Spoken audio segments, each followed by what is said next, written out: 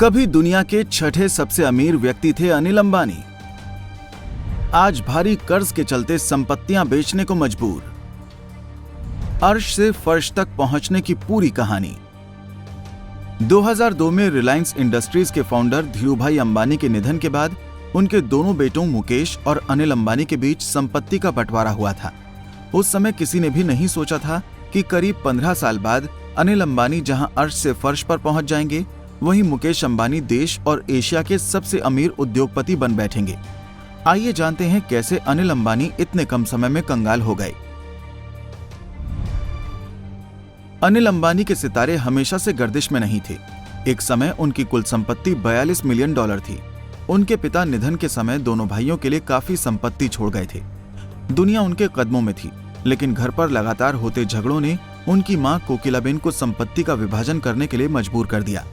अनिल को Reliance commercial cooperation मिली, जिसका नाम उन्होंने बाद में ADGA अनिल धीरूभाई अंबानी ग्रुप रख दिया।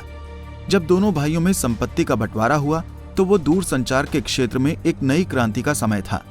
इस लिहाज से अनिल अंबानी को कामयाबी मिलना तय थी और ऐसा लग रहा था कि वो बड़े भाई को पीछे छोड़ देंगे। फोर्ब्स इंडिया की रिपोर्ट के मुताबिक अनिल अंबानी की संपत्ति में 3 गुना बढ़ोतरी हुई थी और साल 2008 में वो दुनिया के छठे सबसे अमीर व्यक्ति बन गए थे। इतने धन और टेलीकॉम के फलते फूलते कारोबार के साथ हर कोई अनिल द्वारा बड़ा साम्राज्य खड़ा करने की उम्मीद कर रहा था, लेकिन सच्चाई इससे कोसों दूर थी। साल 2014 में उनके पतन की शुरुआत हुई। उनकी कंपनी का प्रदर्शन लगातार निराशाजनक रहा। उन्होंने बहुत ज्यादा कर्ज तो ले लिया था, लेकिन धीरे धीरे उनके पैसे खत्म होते जा रहे थे। मुकेश अंबानी के जियो के साथ टेलीकॉम क्षेत्र में प्रवेश ने स्थिति को बेहद खराब कर दिया और ताबूत में आखिरी कील का काम किया। सितंबर 2019 आते आते उसकी किस्मत पूरी तरह से बदल गई और अनिल अंबानी भारी कर्ज में डूब गए। उनकी कंपनी रिलायंस कम्युनिकेशंस पर चीनी बैंकर्स का 5,000 करोड़ रुपए का डिफॉल्ट है। साल 2020 में अनिल अंबानी ने यूके की एक कोर्ट में खुद को दिवालिया घोषित कर दिया था। उन्होंने खुद कोर्ट को बताया कि वो कर्ज के भारी बोझ तले दबे हैं और उनकी संपत्ति जीरो हो चुकी है। कर्ज बढ़ने के साथ साथ अनिल अंबानी की कई कंपनियां एक एक कर बिकती चली गईं। मीडिया रिपोर्ट्स की माने तो जुलाई 2021 में रिलायंस कमर्शियल फाइनेंस को बेचना पड़ा। ऑथम इन्वेस्टमेंट एंड इंफ्रास्ट्रक्चर ने 1,229 करोड़ रुपए में इस कंपनी का अधिग्रहण किया।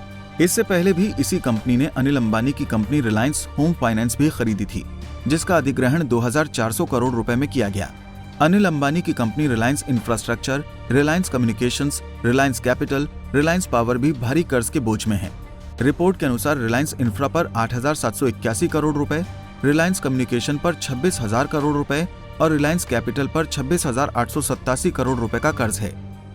आर्थिक विशेषज्ञों की माने तो अनिल अंबानी की इस हालत के पीछे उनके वित्तीय कुप्रबंधन जिम्मेदार हैं। संपत्ति के बंटवारे के बाद जो कंपनियां अनिल अंबानी को मिली थीं, उन्होंने उस पर ध्यान नहीं देकर दूसरी जगहों पर निवेश करना शुरू कर दिया। यही निवेश उनकी सबसे बड़ी गलती साबित हुई।